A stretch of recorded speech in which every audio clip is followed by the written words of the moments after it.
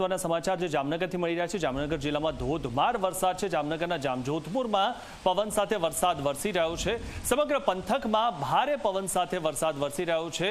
આપ જોઈ રહ્યા છો કે વાવાઝોડાની જે અસર છે તે શરૂ થઈ ચૂકી હોય, કારણ કે વાવાઝોડું હજુ ગુજરાતથી ઘણું દૂર છે, પરંતુ જામનગર જિલ્લામાં ધોધમાર જે વરસાદ છે તે વાવાઝોડાની અસરના કારણે આવી રહ્યો છે।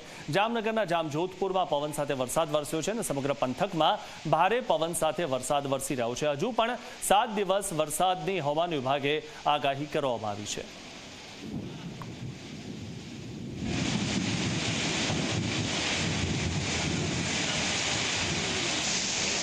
તો જામનગર જિલ્લામાં ધોધમાર વરસાદ પડી રહ્યો છે અને આગામી 7 દિવસ પણ વરસાદની જે આગાહી કરવામાં આવી છે, એટલે કે આ મહિનાના અંત સુધીમાં વરસાદ રહી શકે છે। અને મહત્વની વાત એ છે કે હજુ તો આ કમોસમી વરસાદ છે।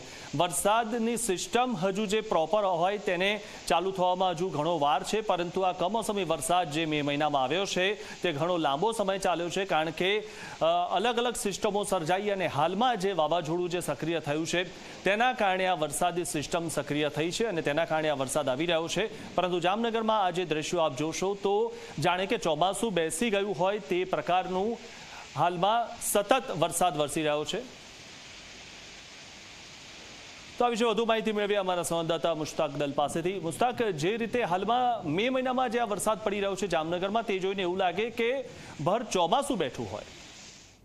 બિલકુલથી મિથુન, વાત કરવામાં આવે તો જે રીતે હવામાન વિભાગની આગાહી છે અને ક્યાંક ને ક્યાંક વાવાઝોડાની પણ આગાહી કરવામાં આવી રહી છે અને કાલથી તેની સંભાવના છે, ત્યારે આજથી જ જામનગર જિલ્લાના જે વાતાવરણમાં પલટો જોવા મળી રહ્યો છે। જામનગર જિલ્લાની જો વાત કરવામાં આવે તો જામજોધપુર તાલુકો છે, જ્યાં બપોર બાદ અચાનક જે છે ભારે ઉકળાટ અને અસહ્ય બફારા બાદ એકાએક વાતાવરણ પલટાઈ ગયું। સાંજે 5 વાગ્યાના આસપાસ જે છે જોરદાર પવન શરૂ થયો અને તેની સાથે ભારે વરસાદ પણ વરસી રહ્યો છે।